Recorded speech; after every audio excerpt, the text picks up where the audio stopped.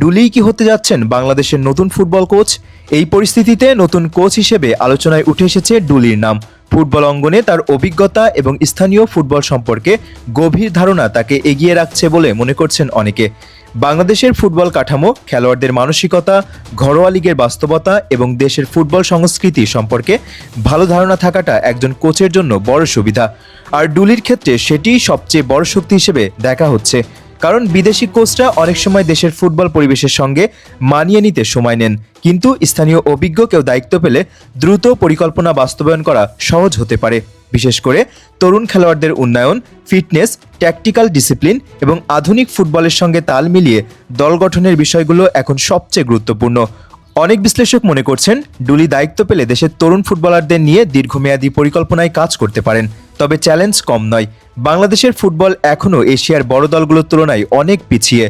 আন্তর্জাতিক ম্যাচে ধারাবাহিক ভালো ফল করতে হলে শুধু অনুপ্রেরণা নয়, প্রয়োজন আধুনিক কৌশল, উন্নত ট্রেনিং পদ্ধতি এবং মানসিক দৃঢ়তা।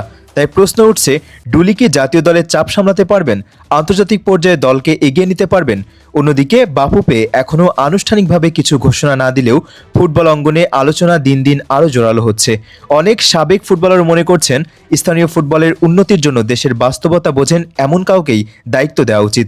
সমর্থকদের মাঝেও দেখা যাচ্ছে ভিন্ন মত। কেউ বলছেন বিদেশি কোচ এনে দীর্ঘদিনেও কাঙ্ক্ষিত উন্নতি হয়নি, তাই এবার স্থানীয় কাউকে সুযোগ দেওয়া উচিত।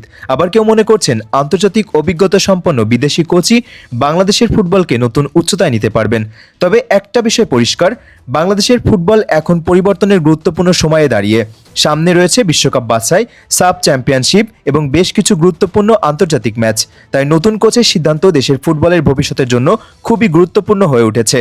এখন প্রশ্ন একটাই, ডুলি কি হতে যাচ্ছেন বাংলাদেশের ফুটবলের নতুন কোচ, নাকি শেষ মুহূর্তে দেখা যাবে নতুন কোনো চমক?